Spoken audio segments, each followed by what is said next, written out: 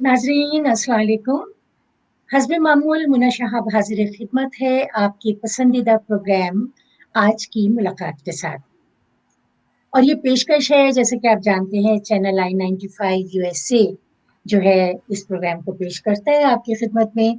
तो नाजरीन, आज जो हमारी मुलाकात है वो एक बहुत ही अहम शख्सियत और बहुत ही दिलचस्प अदब से ताल्लुक़ रखने वाले हमारे बहुत ही उम्दा शायर, बल्कि मैं कहूँगी कि शेर व सुख़न का एक बहुत मोतबर नाम, मुल्क अज़ीज़ में आप इस्लामाबाद से ताल्लुक़ रखते हैं, वहाँ पे एक तवील अरसे से मुक़ीम हैं, अमेरिका में भी ज़िंदगी का काफ़ी हिस्सा अपने गुज़ार चुके हैं।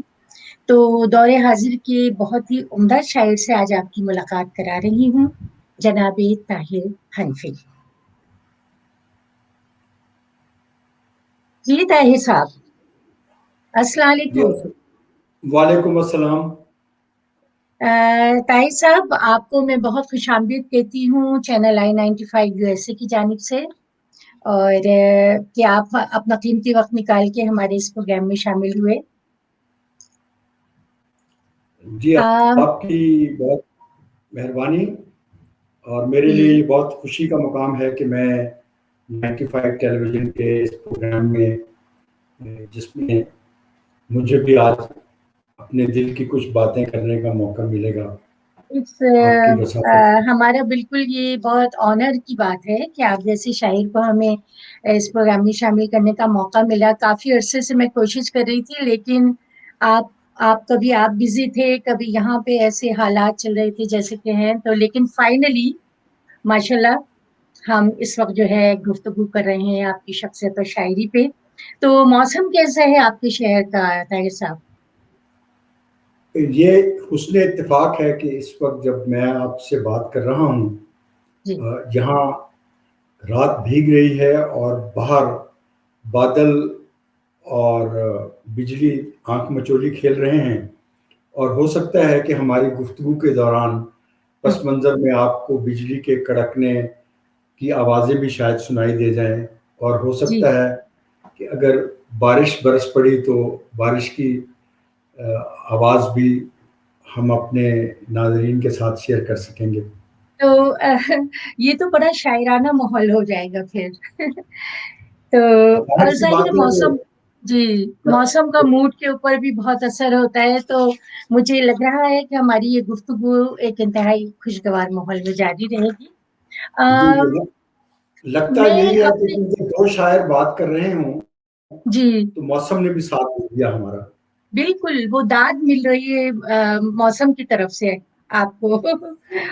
तो मैं ये सवाल की सूरत में तो मैं ये इंटरव्यू नहीं करती, एक बातचीत होती है जो एक कंफर्टेबल जोन में हम करते हैं, ताकि हम ज्यादा से ज्यादा अपनी बात जो है वो नाजरीन तक पहुंचा सकें। अ, सबसे पहले जो मेरे जहन में जो बात आ रही थी वो ये कि तालीम व तरबियत जैसा मालूमाती रिसाला पढ़ते हुए एक कमसिन बच्चा, उसमें अदब का जो ज़ौक़ पैदा हुआ, तो कैसे पैदा हुआ? उस बारे में आप क्या कहेंगे? हाँ, आपने क्या याद दिला दिया। बचपन में चूँकि मेरी जिस घराने में पैदाइश हुई, अल्लाह ताला मग़फ़िरत करे मेरी वालिदा मोहतरमा की। हमारे घर में हूर, ज़ेबुन्निसा, चिलमन,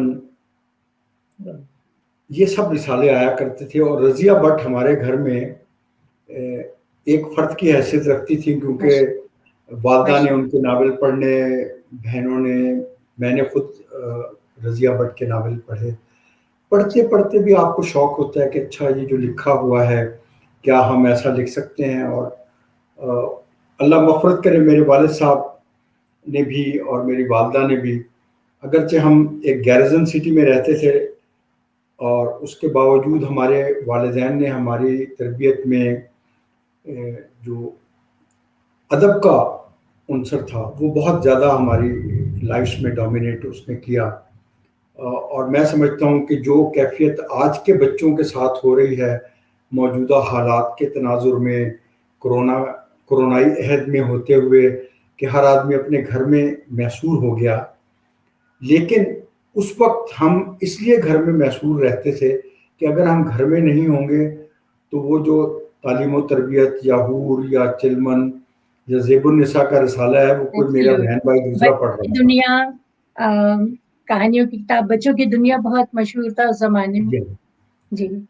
پھر مجھے ایک اور جو ایک بہت خوشگوار یاد میری اس تعلیم و تربیت کا حصہ ہے، جی. وہ ہمارے زمانے میں ابھی بھی خیر اللہ ان کی زندگی کرے، حیات ہیں، وہ بہت بڑی سنگر تھیں اور ابھی بھی وہ سنگنگ کی دنیا کا، گائیکی کی دنیا کا بہت بڑا نام ہے، ناہید نیازی. ماشاء اللہ، وہ ہمارے بہت گھر کے، زبردست. جی ہاں، وہ ہمارے گھر کے ساتھ رہا کرتی تھیں اور انہوں نے ہفتے میں ہمیں 2 دن اجازت ہوتی تھی کہ ان کے گھر میں جا کے ان کا پروگرام ہم دیکھتے تھے black and white television پہ. تو مجھ سے ان کی محبت کا عالم یہ تھا کہ جب اپولو 11 جی. کا مشن ہوا امریکہ میں، تو پاکستان اور امریکہ کے وقت میں رات اور دن کا فرق تھا، تو انہوں نے بطور خاص، انہوں نے اور ان کے میاں مصلح الدین نے مجھے اجازت دی کہ میں ان کے گھر میں بیٹھ کے وہ پورے کا پورا جو ہے نا اپولو 11 کا مشن جو ہے وہ ٹیلی ویژن پہ جو لائیو ٹیلی کاسٹ ہو رہا تھا وہ میں دیکھوں. اور پھر یہ کہ آپ کے ساتھ وہ 2 ہستیاں بھی بیٹھی ہیں اور آپ دیکھ بھی بالکل. رہے ہیں، پھر جو آپس کی گفتگو ہے اس جی. سے میں نے بہت کچھ سیکھا. ماحول جو ایک بن جاتا ہے. جی ہاں، ماحول بن جی. جاتا ہے. نہیں، کیا بات ہے، وہ واقعی بعض شخصیات آپ کی زندگی میں بہت اہم رول پلے کر رہی ہوتی ہیں اور آپ کو اس وقت اندازہ نہیں ہوتا، لیکن بعد میں آپ کو اندازہ ہوتا ہے اس بات کا. اور غالباً ان کے ہسبینڈ بھی مصلح الدین نام تھا نا ان کا. جی مصلح الدین، جی جی. اور پاکستان. وہ میرے خیال میں کمپوزیشن، مطلب ان کی کمپوزیشن میں انہوں نے کافی گانے گائے ہیں. جی جی. اور ان کی جہاں تک میری یادداشت کام کری ہے، ان کی ایک اور بہن بھی تھی، نجمہ نیازی. جی ہاں. تو نہیں، واقعی ماشاءاللہ یہ جو ہماری شخصیات ہیں جو ہمارے بچپن سے تعلق رکھتی ہیں، وہ خود اپنے اندر ایک بہت بڑا سمجھے کہ کسی بھی فن میں ادارہ ہوتی تھی. اچھا، تو اس کا مطلب جو بھی آپ نے مجھے اس وقت بتایا ہے کہ آپ کے گھر کا ماحول جو تھا وہ خالصتاً ادبی ماحول تھا. تو باقی لوگوں کو بھی شاعری سے یا ادب سے ذوق تھا؟ جی، میری والدہ کو پڑھنے کا بہت شوق تھا جی. اور مجھے بھی بچپن میں موقع اس طرح سے ملا لکھائی پڑھائی کی طرف آنے کا کہ میں میری عمر ہوگی کوئی 8 برس کے قریب. جی. تو ریڈیو پاکستان سے ہمارے اسکول میں ایک خط آیا کہ اپنے ہاتھ سے کسی بچے کو علامہ اقبال کا کلام یاد کرا کے ہمارے پروگرام میں بھجوائیے گا. وہ اس وقت پروگرام لائیو ہوا کرتا تھا. تو میں نے کچھ تیاری کی اور دسمبر کی مجھے وہ تاریخ بھی ابھی یاد ہے، 11 دسمبر کا شاید تاریخ تھی. تو والد مرحوم اللہ مغفرت فرمائے ان کی، مجھے اتوار کے دن صبح 8 بجے سائیکل پہ، اور آپ کو پتا ہے کہ سائیکل پہ کیریئر کے پیچھے میں بیٹھا اور ہمارے گھر سے ریڈیو پاکستان کو 3 میل کے فاصلے پہ تھا. تو ٹھٹھرتے ہاتھوں کے ساتھ آپ نے سائیکل کو پکڑا ہوا ہو اور بزرگوار چلا رہے ہوں اور ریڈیو پاکستان پہنچنا اور پھر جا کے اسٹوڈیو میں بیٹھنا اور وہاں پھر اس پہ بات کا تھرل کتنا ہوتا ہے جو ساری زندگی آپ محسوس کرتے ہیں، اس لمحے کا جو ایک ایکسائٹمنٹ اور تھرل. ایک لمحے کی ایکسائٹمنٹ میں ایک اور بھی چیز بہت بنیادی عنصر کے جی. طور پر سامنے آئی کہ جب اس پروگرام میں نے شرکت کر لی جی. تو بعد میں جیسے ہی پروگرام ختم ہوا تو باہر ہوں. نکلا تو ڈیوٹی آفیسر نے مجھے بلا کر ایک کاغذ، ایک رجسٹر پہ کہا یہاں بیٹا دستخط کر دیں، اور مجھے 5 روپے کا ایک سکہ دیا، جسے میں آج بھی اپنے پورے تفاخر کے ساتھ میں اس کو ریڈیو پاکستان سے اپنی پہلی لیجیٹیمیٹ کمائی کہتا ہوں اور مجھے اس پہ فخر ہے. اور میرے لیے یہ بہت اعزاز کی بات ہے کہ میری تربیت اور تعلیم میں ریڈیو پاکستان کا بنیادی کردار ہے. کیا بات، ریڈیو پاکستان اتنا اہم ادارہ تھا اس وقت، اور میں یہ سمجھتی ہوں کہ آج بھی اس کی ویلیو ہمارے لیے تو بہت ہے. ملک عزیز میں اس کی کتنی ویلیو ہے یہ مجھے اندازہ نہیں ہے، لیکن آج ہمارے لیے بہت ہے جو لوگ وابستہ رہے کسی نہ کسی حوالے سے، جی میں چاہے اس وہ سے آپ اسٹوڈنٹ سے لائف. کہوں کہ اگر جی آج بھی مجھے ریڈیو پاکستان راولپنڈی سے کسی دوست کا، کسی ساتھی کا فون آئے اور ان کا حکم ہو کہ جی ہم نے پروگرام کرنا ہے اور آپ کو اتنے بجے آنا ہے، یہ میں نے اپنی 32 سال کی نوکری میں بھی، اگر میں پاکستان میں ہوا، اسلام آباد میں ہوا اور ریڈیو پاکستان راولپنڈی سے یا ریڈیو پاکستان اسلام آباد سے کبھی انہوں نے مجھے کوئی حکم دیا تو میں نے اپنے تمام کام چھوڑ دیے. لیکن ان کو میں نے آج تک 57-58 برس ہو گئے ہیں، میں نے کبھی ان کو نہ نہیں کیا. اور یہ آپ مجھے کا اس دلی لیے، تعلق جو ہے نا اس سے، دلی تعلق کی اس کی وجہ سے. صرف یہ وجہ ہے کہ اگر مجھے وہ موقع نہ ملتا تو شاید آج میں زندگی کے جس مقام پہ ہوں، اگر وہاں پہ کوئی میری کوئی حیثیت یا میری کوئی اوقات ہے تو وہ صرف اس وجہ سے ہے کہ میں نے وہ ریڈیو پاکستان سے اپنی ادبی یا اپنی ثقافتی یا اپنی لٹریری زندگی کا سفر جو ہے وہ ریڈیو پاکستان سے شروع کیا تھا. کیا بات ہے. اچھا، تو یہ اس سفر میں آپ پہ جو شاعری کی جو دیوی ہے وہ کب مہربان ہوئی، کس مرحلے میں؟ اس کو میں کسی دوسرے انداز سے دیکھتا ہوں. یہ کوئی آپ سمجھیے کہ یہ جس زمانے کی میں نے یہ ریڈیو پاکستان کی آپ سے بات کی، یہ وہی زمانہ ہے. ایک روز ہمارے ہاں اسکول میں PL 480 کے تحت، جو امریکی امداد کے تحت جو جی پروگرام تھا، اس کے تحت خشک دودھ کو باقاعدہ طور پہ گھول کے بچوں کو پلایا جاتا تھا.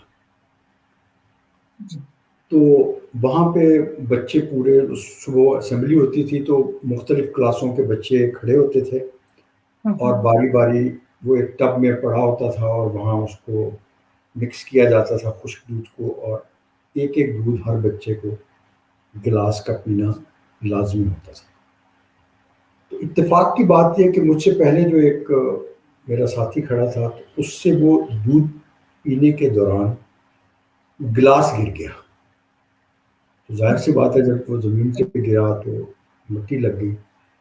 تو اس کے بعد میری باری آئی تو مجھے استاد محترم نے کہا کہ لائیے آپ اس میں ڈال دیں. میں نے کہا جی میں نہیں پیوں گا اس میں. انہوں نے مجھے ایک فکرہ کہا، وہ فکرہ میری زندگی میں ایک بہت نئی ڈائریکشن کی بنیاد ہے. کہا کہ اگر اتنا نخرہ ہے تو کل سے تم اپنا برتن خود لے آنا اگر تم اس میں نہیں پینا چاہتے. تو اگلے روز اللہ جنت بخشے میں نے والدہ سے بات کی، انہوں نے مجھے ایک گڈوی دے دی، جو کہ آسان لفظوں میں آپ سمجھیں کہ کھلا برتن، جی اس کو پیالے نما. پنجابی میں یا جی پیالہ نما اس کو گڈوی جی کہتے ہیں.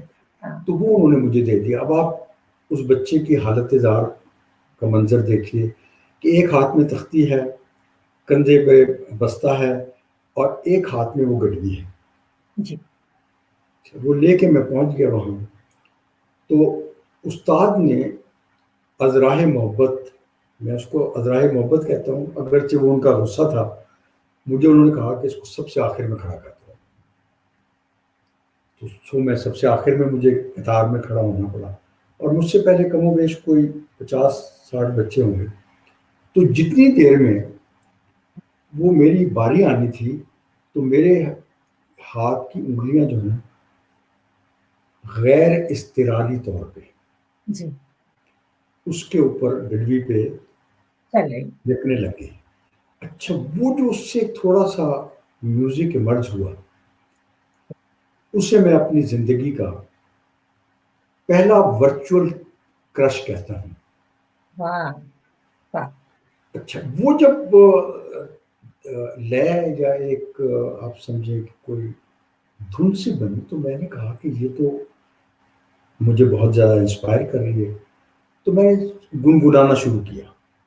لیکن وہ ظاہر سی بات ہے، مجھے اس وقت نہ شاعری کا کچھ پتہ تھا، نہ اتنا، البتہ مجھے پتہ تھا کہ میں نے ایک ہفتہ 2 ہفتے پہلے ریڈیو پاکستان پہ علامہ اقبال کی ایک نظم پڑھی، تو وہ کسی اور طرح سے پڑھی تھی۔ خیر، اس کے بعد یہ ہوا کہ جب میری باری آ گئی، میں نے وہ لیا، دودھ بھی پی لیا، تو وہ گڈوی میں جب تک میں اس پرائمری اسکول میں رہا، وہ میری پرائمری اسکول کی زندگی کا حصہ تھی، اور جب تک حصہ اس بنی. پروگرام کے تحت وہ امریکن دودھ پلائی کا سلسلہ جاری رہا، جی تو وہ گڈوی اسی طرح ساتھ رہی، اور اسی طرح نئی سے نئی دھن جو ہے جی وہ بتائیں. دریافت تو ہونی آپ شروع کو ہوئی۔ پہلے میوزک سے روشنائی ہوئی اور اس کے بعد پھر آپ اس سے ہی کنیکٹ ہو گئے شاعری کے ساتھ. جی، اس کا اثر میری زندگی پہ اس حد تک ہے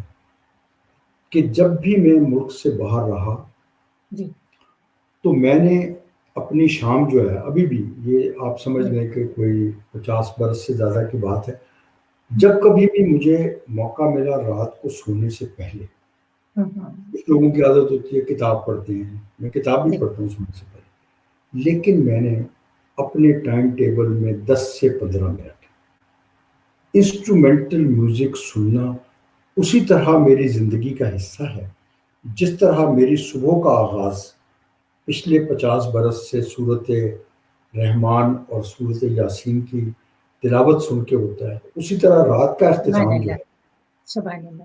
دنیا کے کسی بھی ملک میں ہوں میں، وہ میں انسٹرومینٹل میوزک سنتا ہوں۔ تو یہ یعنی الگ بات ہے کہ موسیقی کی ایک جو محبت یا اسپارک تھا وہ آپ کے اندر موجود تھا. یہ الگ تو بات ہے کہ جب شکاگو میں بہت زیادہ، میں جب شکاگو میں رہتا تھا، بہت شدید سردی کے زمانے میں ٹیمپریچر بہت تھا، تو اس زمانے میں مجھے صرف 2 لوگ جو ہے نا، جی وہ میری زندگی کے انفلوئنسر تھے۔ ایک شازیہ منظور تھی، جی ان کا ایک بڑا مشہور پنجابی نغمہ ہے، پک گئیاں انبیاں، تو وہ پک گئیاں انبیاں کی شاید جی. لفاظی اتنی زیادہ آ، میرے مجھے اس نے اتنا وہ نہیں کیا، انفلوئنس نہیں کیا، جتنا اس کے میوزک نے مجھے انفلوئنس کیا، تو وہ تو یہ بڑی قدرتی سی بات ہے. اکثر دیکھا گیا ہے کہ فنون لطیفہ کا جو یہ ساری شعبے ہیں اور سارے فنون ہیں، اس میں ضروری نہیں کہ شاعر صرف شاعری ہو، وہ ایک خوبصورت پینٹر بھی ہو سکتا ہے، کیونکہ یہ جڑے ہوئے ہیں آپس میں، روح کا تعلق ہوتا ہے ان چیزوں سے. پینٹر بھی ہو سکتا ہے، منظر کشی جو ہے کیونکہ ایک اس میں ہوتی ہے اپنے اندر، اور اچھا میوزیشین بھی ہو سکتا ہے، سنگر بھی ہو سکتا ہے. اصل میں پینٹنگ جو ہے نا، وہ ہمارے گھر میں اس طرح سے تھی کہ اللہ جنت بخشے، ہماری جو بیگم صاحبہ تھیں، جی اللہ مغفرت کرے ان کی، وہ بہت اچھی پینٹر تھی، اور ہمارے گھر میں ابھی بھی جو بہت سے کچھ تھوڑے بہت ہمارے ہاں وال ہینگنگز ہیں، وہ سب ان کی اپنی بنائی ہوئی ہیں، اور کیا وہ بات. کیونکہ پینٹنگ ان کا سبجیکٹ تھا، تو اکثر یہ ہوتا تھا کہ کبھی ایک دن انہوں نے مجھ سے ایسے مذاق میں کہا، ویسے عموماً بیویوں کو، جی شاعروں کی بیویوں کو شاعری کم جی ہی اچھی لگتی ہے، ایک ہاں دن ایسے ہی انہوں نے مجھے کہا کہ آپ، میں نے اتنی اچھی اچھی پینٹنگ بنائی ہیں، تو آپ نے اس پہ کبھی کوئی شاعری نہیں کی؟ تو میں نے انہیں کہا کہ یہ بعض صورتوں میں کسی چیز کا اظہار جو ہے، وہ اس کی جو ویلاسٹی ہے اس کو ختم کر دیتا ہے، تو میں نے کہا ہو سکتا ہے کہ شاید میں کبھی آپ کے لیے مجھے لکھنا پڑا تو میں آپ کے لیے ایسی چیز لکھوں گا کہ وہ ساری دنیا اس کو یاد کرے گی۔ اچھا، یہ ایک فکرے کی حد تک نہیں تھا، یہ شاید ایک قبولیت کا مرحلہ بھی تھا، کیونکہ جب ان کی وفات ہوئی تو اس کے بعد سے میری پوئٹری کا اینگل ڈفرینٹ ہو گیا۔ پھر میری جو پہلی کتاب ہے، اس اس کا میں نے انتصاب بھی انہی کے نام کیا، اور اس میں بھی ایک پوئٹک ورژن ہے. تو بسا اوقات یہ ہوتا ہے کہ ہم کسی کی زندگی میں شاید اس کو اس طرح کا خراج تحسین نہیں پیش کر پاتے. یا یہ بھی ہوتا ہے کہ پھر یہ بھی ہوتا ہے کہ جب چیز آپ کے پاس ہو نا، ہم بنیادی طور پہ بڑے یہ سمجھیے کچھ لاپرواہی ہو جاتی ہے. کچھ یہ ہوتا ہے کہ ایک سینس آف بلونگنگ جو ہوتا ہے وہ یہ کہ بھئی یہ تو ہے ہمارے پاس، لیکن جب ہم بنیادی طور پر ناشکری قوم ہیں. دیکھیں میں آپ سے عرض کروں، ہم ناشکرے ہیں. جب ہمارے پاس کچھ ہوتا ہے تو ہم اس کی قدر نہیں کرتے، ہم اللہ کا شکر نہیں ادا کرتے. صحیح بات. لیکن جب وہ چیز ہم سے چلی جاتی ہے تو پھر ہم اس کی یاد میں اس کو یاد کر کے اتنا روتے ہیں کہ اگر وہی یاد ہم نے اس کی زندگی میں کی ہوتی تو شاید چیزوں کی ڈائریکشن، چیزوں کو دیکھا جانا ایک مختلف طرح سے ہو سکتا ہے. صحیح کہہ رہے ہیں آپ. اچھا، آپ کے بچوں میں سے ماشاءاللہ آپ بتا رہے تھے 2 بیٹے ہیں آپ کے، تو آپ کے بچوں میں سے کسی کو لکھنے لکھانے کا شوق؟ جی اصل میں ہمارے یہاں یہ صورت ہوئی کہ جو میری بیگم صاحبہ کے والد صاحب ہیں مرحوم سردار احمد بھٹی، جی وہ انہوں نے انگریزی کے 2 ناول لکھے. اچھا. جس میں سے ایک ناول کا نام ہے عزیز بھٹی شہید، مائی بردر مائی ہیرو. اچھا. اور دوسری ایک کتاب ان کی یادداشتیں تھیں جو کہ بینکاک ہانگ کانگ میں انہوں نے اس زمانے کی یادداشتیں انہوں نے لکھی. میرے جو دونوں بچے تھے وہ اپنے ننھیال سے زیادہ نزدیک تھے. شاید اس کی ایک وجہ یہ تھی کہ یہ دونوں میرے بچے انگریزی میڈیم میں پڑھتے تھے. جی. پھر میری بیگم صاحبہ انگریزی کی استاد تھیں، پڑھاتی تھیں. تو وہ انگریزی کا انفلوئنس میرے بچوں میں بہت آیا. تو اب اس کا نتیجہ یہ ہوا کہ میرا جو چھوٹا بیٹا ہے اس کا نام ہے نضال بن طاہر. اس میں سے کون ہیں آپ کے چھوٹے بیٹے؟ اس تصویر میں جو بیگم صاحبہ کے دائیں ہاتھ پہ موجود ہیں. اچھا، ماشاءاللہ ماشاءاللہ. نضال بن طاہر ان کا نام ہے. تو نضال نے اس کووڈ کے جو 1 سال کا زمانہ تھا، کیونکہ وہ بنیادی طور پہ اس نے میس کمیونیکیشن پڑھا اور وہ تھیٹر پروڈکشن میں اس کا رول ہے، تھیٹر ڈرامے اس نے پروڈیوس کیے. تو اس جو پچھلے سال جب کووڈ کا زمانہ آیا اور تقریباً خود میسوری کی کیفیت ہوئی تو اس میں اس نے ایک اپنی سٹوری جو اس کی لائف کا ایک امپورٹنٹ پورشن تھا سٹوری کا، اس کو اس نے لکھا. اس نے جو کتاب لکھی اس کا نام ہے چلڈرن آف دا نارتھ. ماشاءاللہ. تھوڑا سا کیمرے کے قریب کر دیں طاہر صاحب، کیمرے سے قریب. جی، یہ کتاب ہے children of the north. Children of the north. جی، اور یہ کتاب بہت انٹرسٹنگ وہ لگ رہا ہے اس کا ٹاپک. یہ کچھ نوجوانوں کی داستان ہے جو اپنے گھر سے بس یہی سوچ کے کہ وہ شمالی علاقہ جا رہے ہیں وہ چل پڑے. جی جی. جو کچھ وہاں ان کے ساتھ ہوا جی وہ اس حد تک اچھا بھی تھا اور اس حد تک خوفناک بھی تھا کہ الٹیمیٹلی میرے بیٹے نے 8 سال کے بعد ان سارے واقعات کو تحریر کی شکل دے کے اس ناول میں سمو دیا. اور یہ چلڈرن آف دی نارتھ جو ہے یہ امیزون پہ اس کا ڈیجیٹل ورژن اویلیبل ہے. تو جو لکھنے لکھانے کی بات تھی وہ چونکہ پروڈکشن اس کا سبجیکٹ ہے نا، جس طرح آپ ہیں، آپ صرف شاعرہ نہیں ہیں اور ایک گھر میں ایک گھریلو خاتون نہیں ہیں، آپ ایک اینکر بھی ہیں، آپ ایک میڈیا پرسن بھی ہیں، آپ کی زندگی کی مختلف جہتیں ہیں. تو اس کووڈ کے زمانے میں اس بچے پہ یہ ڈسکور ہوا کہ وہ شاید ایک لکھاری بھی بن سکتا ہے. حالانکہ جب وہ پہلے پڑھتا تھا نا ایک انسٹیٹیوٹ آف، آپ سمجھیں یہاں پر ایک انسٹیٹیوٹ ہے IST کے نام سے، وہاں پہ وہ پڑھتا تو سائنس تھا، انجینئرنگ پڑھ رہا تھا، لیکن وہ زیادہ وقت کالج کا جو میگزین ہوتا ہے نا اس کا وہ ایڈیٹرشپ میں اس نے گزار دی ہمارے. تو وہ بھی سمجھے کہ آپ کا ہی اثر آیا بچے میں، کیونکہ وہ آپ وہ کا اس کو بھی میں صحافت سے تعلق رہا اور آپ کی جو پروفیشنل زندگی رہی. بلکہ میں چاہوں گی کہ ناظرین کو بتائیں کہ آپ کی پروفیشنل زندگی میں کیا کیا آپ نے کیا. اور جتنا میں جانتی ہوں کہ آپ کا کمیونیکیشن سے تعلق رہا، ماشاءاللہ بڑے عہدوں پہ، اعلیٰ عہدوں پہ آپ فائز رہے. اور یہ اٹ سیلف ایک بہت بڑا کام ہے ذمہ داری کا. تو اس میں آپ کا کیسا رہا سفر پروفیشنلی؟ جب میں کالج میں پڑھتا تھا تو میں کالج کا جو ایک میگزین ہوتا ہے نا، جب جی جی. کالج ہر کالج میں ایک میگزین نکلتا ہے، ہوں. تو میں اس میگزین کے اردو سیکشن کا ایڈیٹر تھا. جی اور میری بڑی خوش قسمتی یہ کہ اردو ادب کے دو بڑے نام، جی. پروفیسر انور مسعود صاحب اس میگزین کے چیف ایڈیٹر تھے، جی. اور احسان اکبر صاحب جو تھے وہ ٹیچنگ سائڈ سے اردو کے ایڈیٹر تھے. جی.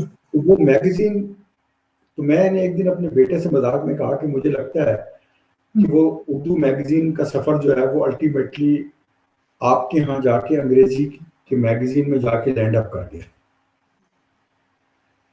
تو اس کے بعد پھر جب عملی زندگی کا آغاز ہوا تو میں نے شعبہ صحافت میں قدم جب رکھا تو پاکستان کے دو بڑے اخبارات، روزنامہ جنگ اور روزنامہ نوائے وقت کے علاوہ جو پاکستان کی پہلی غیر بہت سرکاری بہت اہم اخبار ملک کے ہمارے، جنگ کا تو ظاہر ہے تو انٹرنیشنلی غیر نام، اور سرکاری نوائے جو وقت. خبر رساں ایجنسی تھی پاکستان پریس انٹرنیشنل PPI، جو جی بنیادی طور پہ پاکستان کے شاید ہی کوئی ایک آدھ ایسا اخبار نویس ہو جی. جس نے PPI میں کام نہ کیا ہو. PPI سے بڑا ٹریننگ انسٹیٹیوشن کوئی نہیں تھا.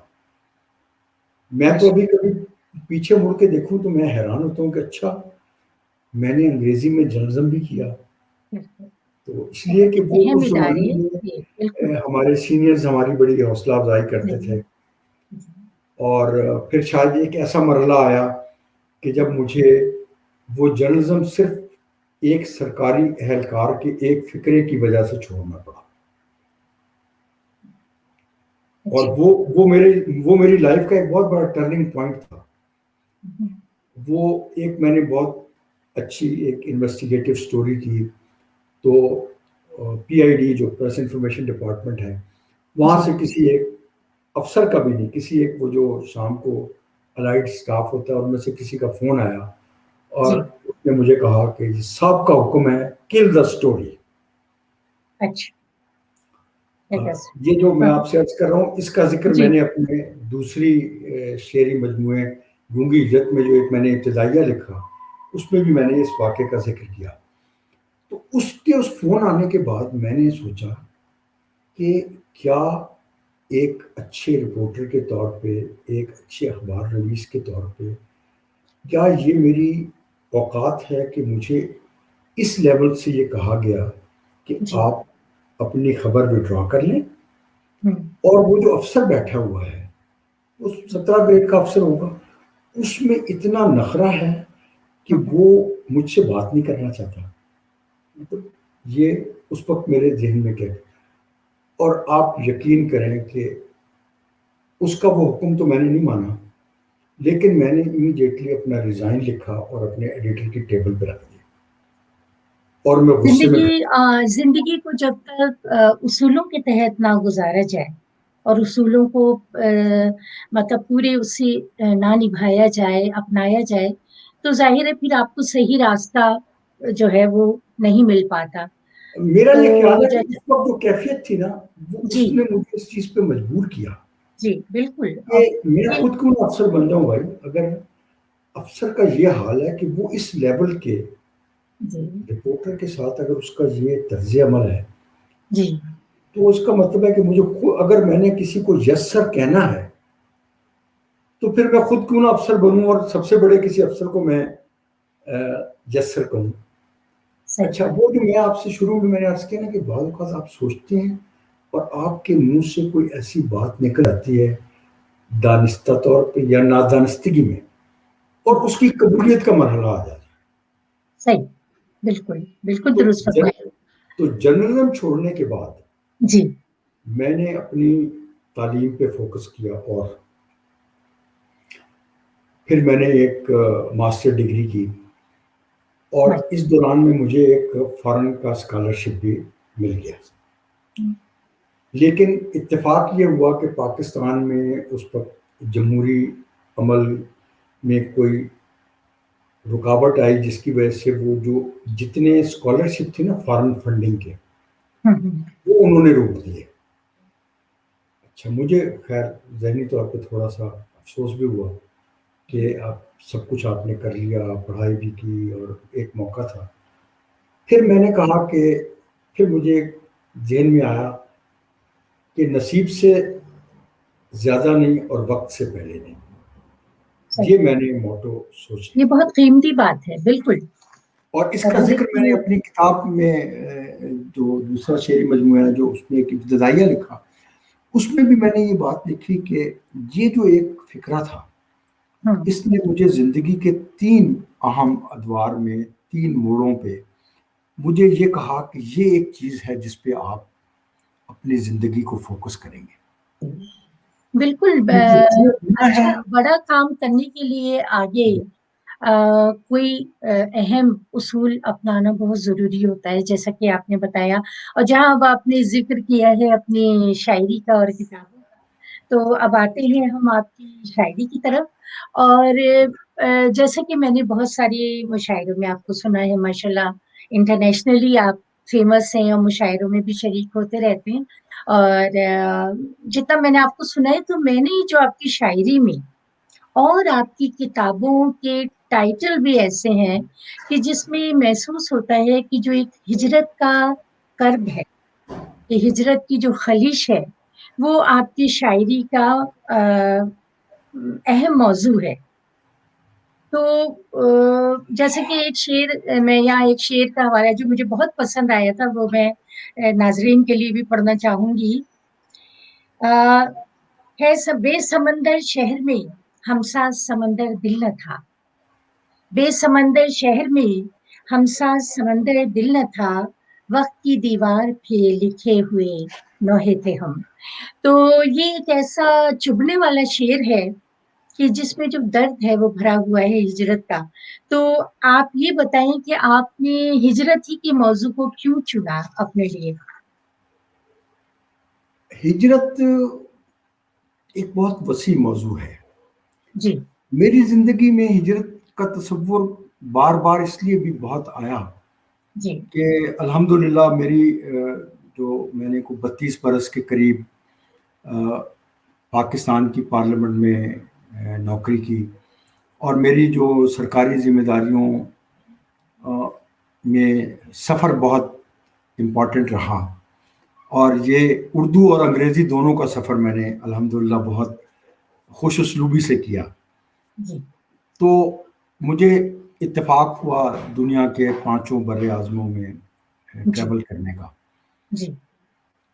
تو جب بھی میں دوستوں کو، لوگوں کو ملتا تھا، پھر خود میں نے اپنے کیریئر کے دوران، پڑھائی کے لیے، جابس کے لیے، مختلف پارلیمنٹس کے ساتھ اٹیچمنٹ کے دوران، اور پھر پروفیشنلی جو میرے ذمہ داریاں تھیں اس میں جب میں جاتا تھا باہر، لوگوں کو ملتا تھا، تو ہر آدمی کی باتوں کے نتیجے میں جو چیز مجھے بہت زیادہ انفلوئنس کرتی تھی کہ وہ بظاہر تو خوش ہیں لیکن اندر سے خوش نہیں ہیں، اور وہ یہ سمجھتے ہیں کہ وہ ایک مجبوری میں اپنا وطن، اپنا ملک چھوڑ کے آئے ہیں، اور وہ ہجرت نہیں کرنا چاہتے تھے، لیکن انہیں ہجرت پر مجبور ہونا پڑا.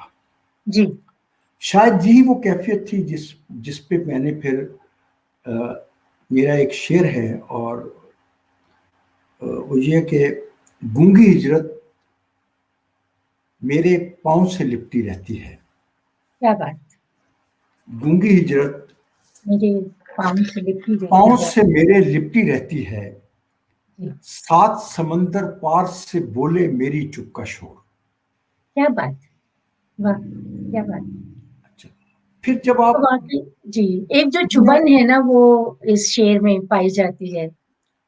پھر میری لائف میں ایک اور جو ٹرننگ پوائنٹ تھا وہ یہ کہ جہاں جس علاقے میں میرا سسرال تھا، اس کے کچھ بچے ملک سے باہر گئے، اور وہ جو بھی انہوں نے طریقہ اپنایا، اس کے نتیجے میں بہت سے بچے جو ہیں وہ کنٹینرز کی نظر ہو گئے. جی تو تو میں نے اس پہ شعر لکھا کہ کیا ہے گونگی سی ہجرت، نیلا پانی جھیل سمندر، ہوں کہ وہ بچے ایک سنہرے مستقبل کے لیے ملک سے باہر جانا چاہتے ہیں، لیکن ان کو یہ معلوم نہیں تھا کہ وہ پانی کی نظر ہو جائیں گے، سمندر کی نظر ہو جائیں گے. بتائیں ذرا اور شاید کتنا بڑی ٹریجڈی، یہی جی کیا، کتنی بڑی اور یہ جو ٹریجڈی. ٹریجڈیز تھی، لیکن جب میں نے اپنی دوسری کتاب گونگی ہجرت ترتیب دی، تو اس اس وقت میں ایک بہت سنگین قسم کے طبی مسئلے سے گزر رہا تھا. میں تقریباً 2.5 برس بیڈ ریڈن رہا، اور آپ یہ سمجھیں کہ میرے جیسا آدمی جس کو گھومنے کا شوق، پھرنے کا شوق تھا، وہ 2-2.5 سال اگر بستر پہ پڑا رہے گا تو کیا کرے گا. لیکن میرے دوستوں نے مجھے حوصلہ دیا. میں نے اس دوران اردو ٹائپنگ سیکھی فون پہ، اور میں اس میں ایک ایک شعر ٹائپ کر کے فیس بک پہ پوسٹ کرتا تھا. کچھ میرے دوست اس کو اکٹھا کرتے تھے، 1 ہفتے کے بعد میرے پاس آتے تھے اور کاغذ دکھاتے تھے. تو اس میں کبھی پوری غزل ہو جاتی تھی، کبھی وہ علیحدہ علیحدہ ہوتے تھے. تو اس طرح کر کے وہ گونگی ہجرت جو ہے ڈیولپ ہوئی. وہ جی ڈیولپ ہوئی. لیکن گونگی ہجرت جو کو اصل آپ نے زبان دی، سمجھے.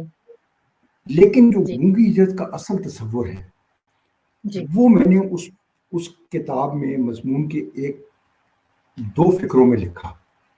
اگر آپ کی اجازت ہو تو میں بالکل وہ 2 سنائیں آپ. فقرے اس ضرور کتاب میں سے میں وہ دو فقرے پڑھوں گا، تاکہ جی جو دوست احباب یہ پوچھتے ہیں کہ ہجرت تو ہم نے سنا، یہ گونگی ہجرت کیا ہوتی ہے، جی تو یہ دیکھیے گا ذرا کہ زندگی اور موت تو خدا کے ہاتھ میں ہے، اور ہر ایک نے اسی کی طرف لوٹنا ہے. جی اسی لمحے کو یاد کرتے ہوئے لوح مزار کے لیے اس شعر کی آمد ہوئی.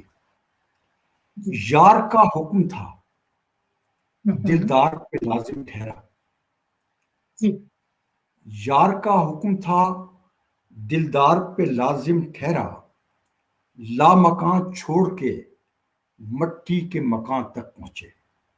واہ کیا بات. لامکاں چھوڑ کے مٹی کے مکان تک پہنچے، ایک صاحب فراش جی خاک نشین کا اگلا پڑاؤ مٹی کا مکان ہی تو ہے.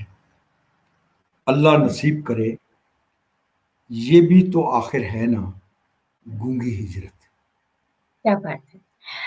میں اس مرحلے میں چاہوں گی کہ آپ اپنی کتابوں سے کچھ مختلف اشعار، اپنی شاعری کے جو ہے نمونے ہمارے ناظرین کو ضرور سنائیں، کیونکہ ناظرین ظاہر ہے بہت دیر سے یہ انتظار کر رہے ہیں کہ آپ کی شاعری جو ہے انہیں سننے کو. جی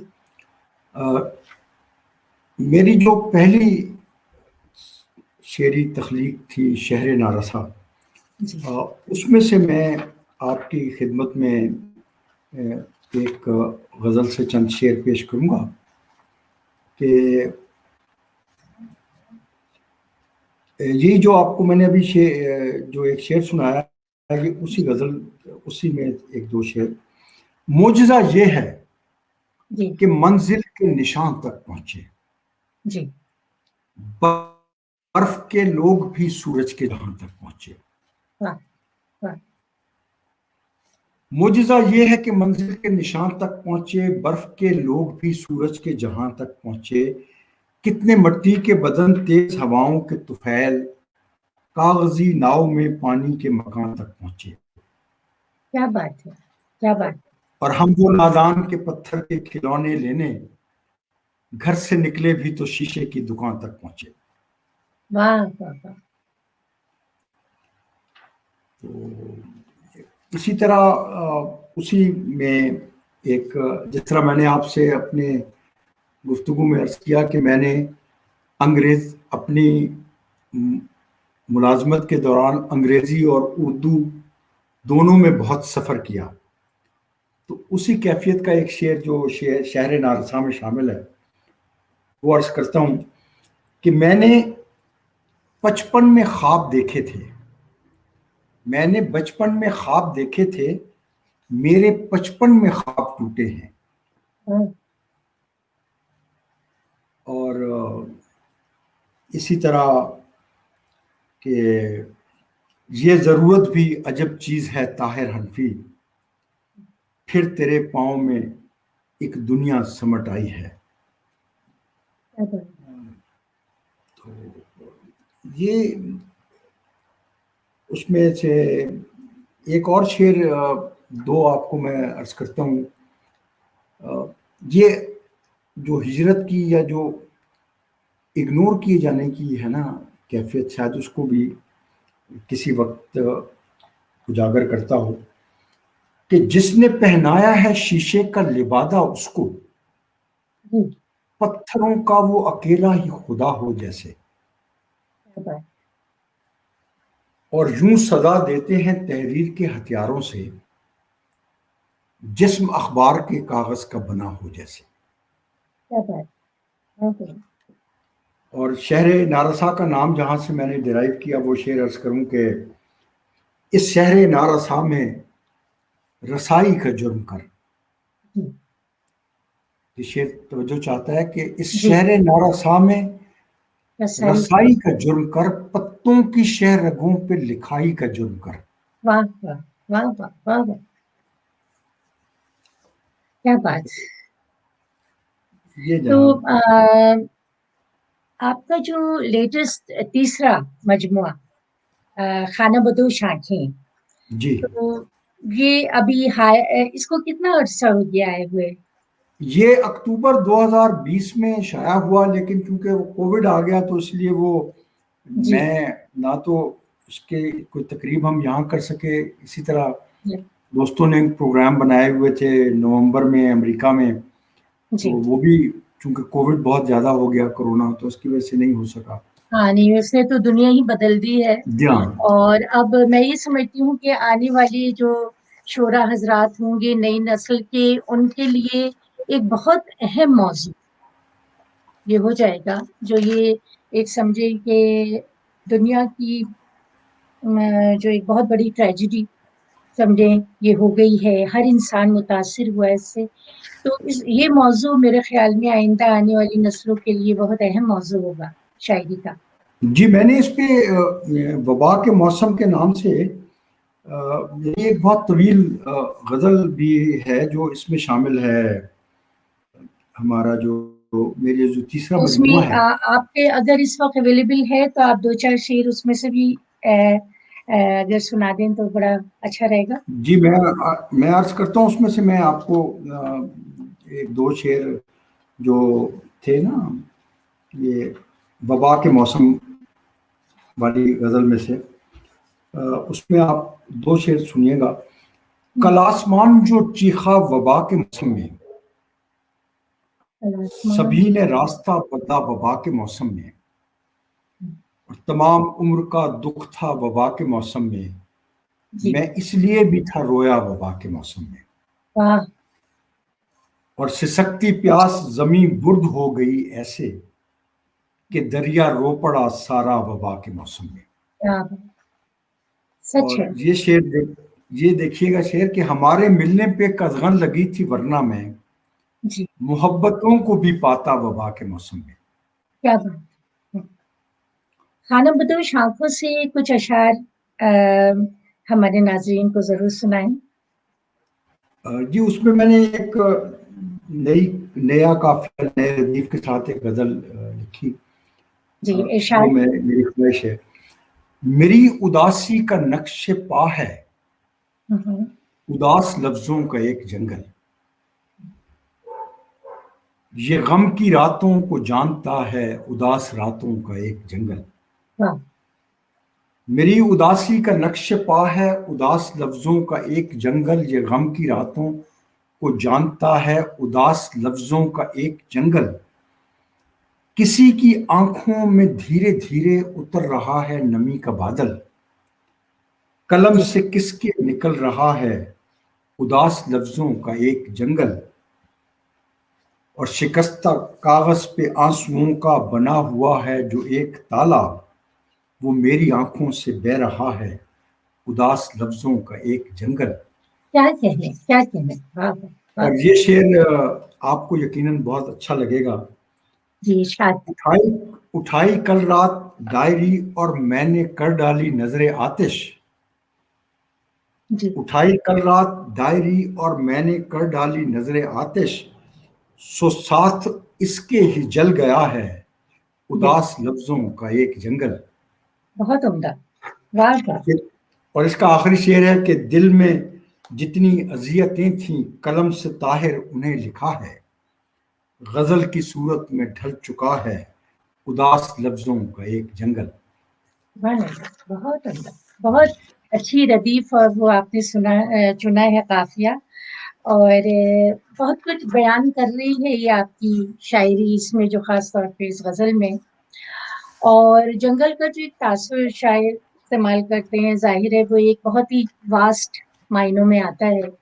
तो हम लोगों की जिंदगी जो है वो आहिस्ता आहिस्ता इसी उसमें तब्दील, जंगल ही में तब्दील हो गई, कि जहाँ कोई अगर आग लग जाए तो बुझाई नहीं जा सकती।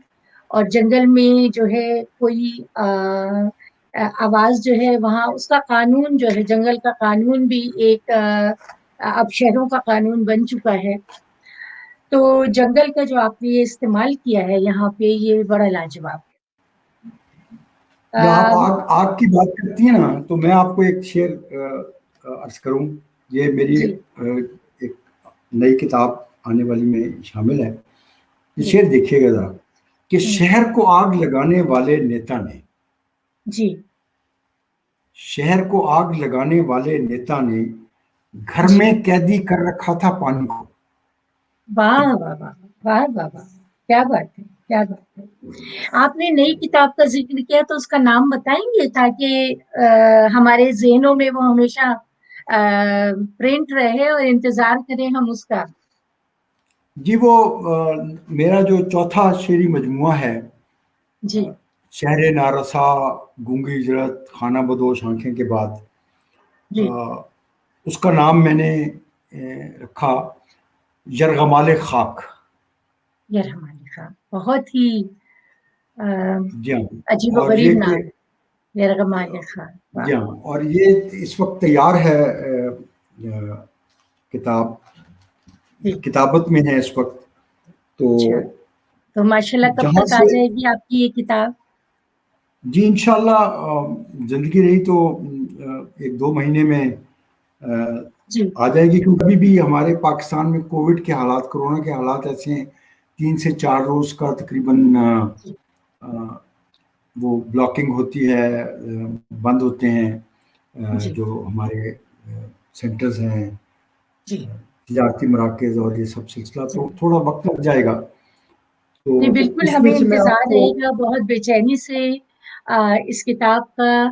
क्योंकि एक तो मौजूआत आपके ऐसे हैं जो सबके दिल की आवाज है। जी और उस पर मैं आपको एक शेर सुनाऊंगा ज़रूर, कि जहाँ जी से ये मैंने नाम डिराइव किया ना, यरगमाल जी खाक, वो एक जी, गज़ल है, उसमें से सिर्फ एक शेर आपके नाजरीन के लिए और आपके लिए, कि हम्म, सांसें किसी के हाथ में गिरवी है मेरी दोस्त, जी, सांसें किसी के हाथ में गिरवी है मेरी दोस्त, कर मेरे वास्ते तू दुआ यरगमाल खाक। वाह वाह वाह वाह, आपने इसमें अपने किताब का नाम इस्तेमाल किया है, क्या बात है। जी हाँ, तो ये पूरी गज़ल है। ताहिर हनफी साहब, बहुत ही मतलब दिलचस्प गुफ्तगू चल रही है, और दिल नहीं चाह रहा है कि हम इस गुफ्तगू को ख़त्म करें, लेकिन वक्त की जो एक पाबंदी है उसकी वजह से हमें ना चाहते हुए भी यहाँ इजाज़त लेनी पड़ेगी अपने नाजरीन से। और आपकी बेहद शुक्रिया के साथ कि आपने इतना कीमती वक्त निकाल के आपने हमें टाइम दिया चैनल I-95 को। और बहुत उम्दा गुफ्तगू रही आपके साथ। तो आपका मैं बहुत शुक्रिया अदा करना चाहूँगी।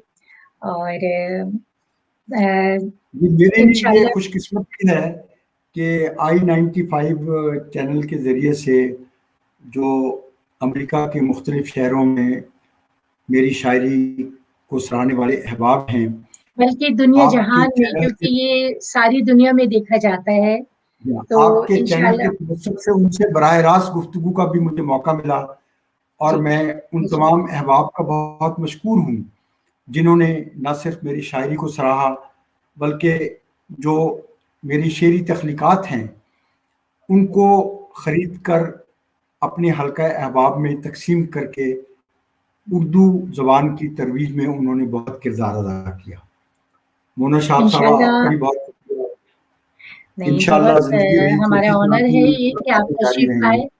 ہاں انشاءاللہ آئندہ ملاقات بھی جاری رہے گی، اور آئندہ جو بھی ادب سے متعلق پروگرام تو ہوتے ہی رہتے ہیں ہمارے چینل پہ، تو آپ کو پھر زحمت دیں گے ہم۔ اور ناظرین، I-95 کی طرف سے میں اب اجازت چاہوں گی، اور انشاءاللہ اس امید کے ساتھ کہ آئندہ آنے والا وقت ہم سب کے لیے خوشگوار ہو۔ اپنا بہت خیال رکھیے گا، اللہ تعالیٰ آپ سب کو اپنی حفظ و امان میں رکھے۔ خدا حافظ۔